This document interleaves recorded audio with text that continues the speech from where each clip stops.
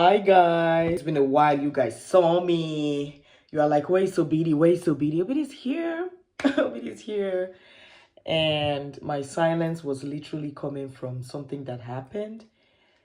And I went into relapse for like 2 weeks. I was so tired. I was kind of depressed.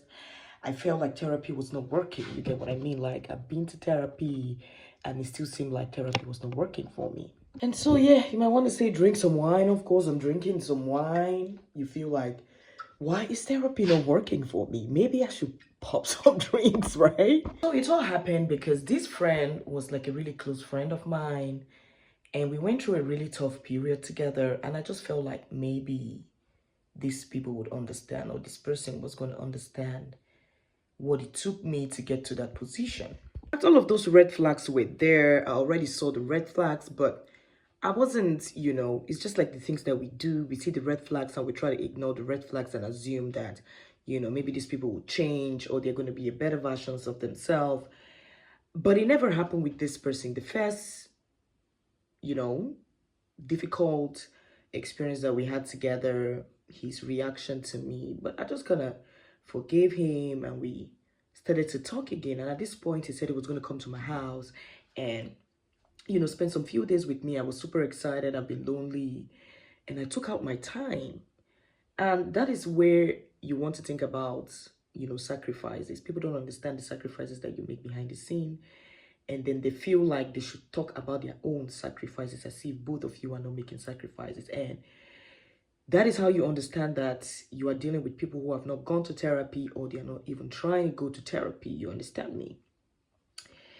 And, before he came, of course, you clean up your house. You want to make your environment okay for your visitor. I went to, a cheap store outside the city, got some food, clean up my house. I even got beaten by the rain. And I remember 2 days after that, my body hurt.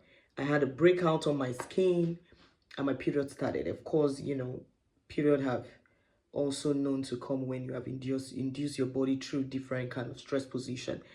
And I was so stressed to the point that my period came. I had lectures about that time, yada, yada, yada. He came, we were so excited, and he started to act strange. He started to act different and cold. And I started to feel like this was not somebody that I knew. And it began to feel like it was all in my head, And these are the things that I learned in therapies. Like sometimes a lot of things are in your head. It's not what is happening in real life. So I just wanted to assume that it was in my head and that I shouldn't act up yet. But again, therapy also told me that communication is really important and you need to communicate. You need to talk about, as adults, you should be able to explain your feelings, communicate your feelings in the best way possible. And so, I had itineraries that I planned for the day. He was always not trying to be in the house. And at a point, I had to ask him, did you come for me or you came for somebody else? Because now it's feeling like you don't want to be here. You don't want to be in my presence. It's like, you're cold, you're acting cold.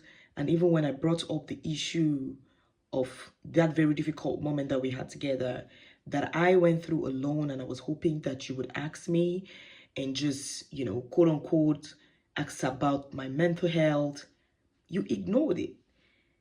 And therapy in that aspect told me to question that. And when I asked him, I questioned him, he was just irrational. He got pissed off. And my old self would have just said, okay, it's okay, forgive me, I don't want to piss you off. But that's one thing about therapy. You don't waste your own time by accommodating people that harm you. You get what I mean? And at a point, I have to tell him, if I'm not your priority and this place is not comfortable for you, I think you should leave.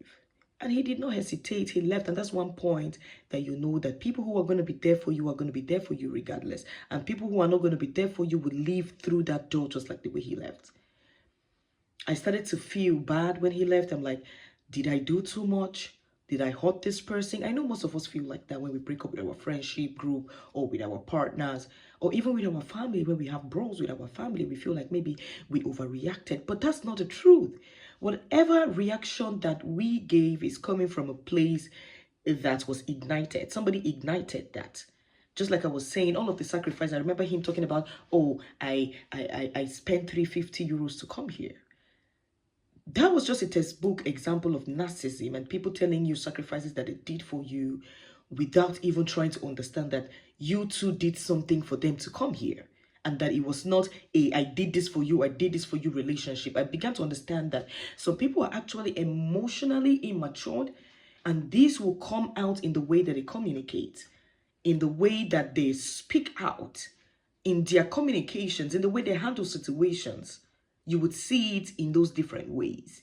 And that is why whenever you go to therapy, you drop some bad habits, you learn better coping mechanism, and quote unquote, it's not going to be smooth. Therapy is not like, oh, I went to therapy and I'm out now and I'm not going to have issues and, I'm better at handling my problem. No, you're going to face those same issues that you face. But right now, how do you handle it?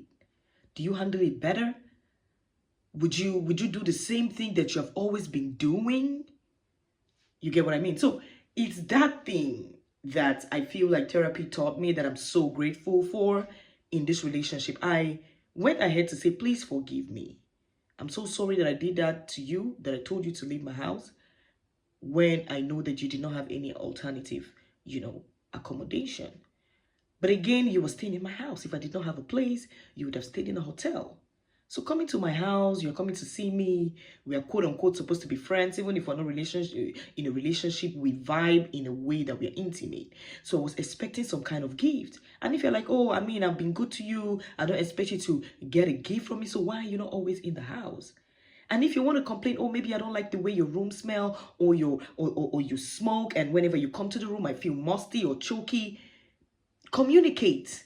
When you begin to act withdrawn, you begin to make the other people feel like, it's all in their head when they feel like you are acting a certain way. And that is just your own reaction to the way the other people act. It shows that you are not matured enough to communicate about what hurts your feeling. You're not matured enough to talk about what you should talk about. You instead started acting in a certain way to show, and it never goes well, because when you start withdrawing and I start noticing your withdrawal and start questioning your withdrawal, then it goes downhill. But instead of saying, you know what, do you feel like this is a better approach for you to maybe smoke outdoor, and then, or do you know what, both of us can even go upstairs and smoke. We can talk about it and then we can come downstairs, and in this way, you don't have to go to the balcony to smoke and come back and then the room feels musty, I beg your pardon, and then it affects my breathing. You cannot come to my house and tell me not to smoke in my balcony because you feel like you have allergies. And I will not be stupid enough to disrespect your allergies by smoking in the balcony when I know that you're my guest and you're coming on a holiday with me and that you have a health issue. But when you don't communicate it, you don't speak out, you make me feel like a fool when I see that you're not always in the room. And when I call you, you're not picking my calls. And when you come back, it's late in the night and you want to get intimate. You begin to reduce me to a sexual object that makes me want to question if whatever we have is real. And at a point, I felt like therapy was not working for me. But after he left and the way that I handled it, I kind of felt like therapy worked. Because my old self wouldn't have handled that way. I would have been pathetic. I would have begged the man who hurt me. I would have wanted to stay in a relationship that I know I will be crying. I'm feeling hurt. So it's better you walk down the door where I have my peace of mind and cry for 2 days or 3 days, and it's better than for me to keep keeping you and keep seeing those red flags, and then I have so much stretch of an example of how you have hurt me. I'm not going to give you that kind of power and control over me. I'm not going to give you that kind of power and access over me. If you're not going to treat me right, then you don't have to keep being here. You don't have to waste your time here. That's the door, and you can leave. And that's what I kind of did with that relationship that happened. Of course, it set me up for 2 days. I would cry. I would feel emotionally imbalanced. I found myself trying to, apologize to him, to say, oh, I'm sorry the way I spoke to you. But again, I felt like I was not acting that way because I was acting that way. It came from disrespect. It came from negligence. It came from ignoring my feelings. It came from somewhere. And so when I started to balance these two things, I understood that therapy indeed has been working for me. And every other aspect of my life that I've tried to use, the approaches of therapy to handle. I feel lighter, I feel better. When it's time for me to cry, I let out my emotions, I cry. I don't hold things in my heart, I laugh. I feel everything, because life in itself is for the living. It's for the living. Each day that you live is what you own. You don't have power over tomorrow. You don't have power over yesterday. It is the today and now that you have that you can control. And when I learned that and I understood that, I began to operate in that dimension. I stopped allowing things get to me. I stopped allowing myself to be good to everybody. Like, I don't care if your perspective about me is negative. The old me would have been trying to want to make you have a good perspective about me. But right now, whatever perspective that you have about me is okay. I know deep down my heart that this is who I am. And whatever narrative that you have about me is called a narrative. That is why it's called a narrative, all right? And so, therapy has made me matured.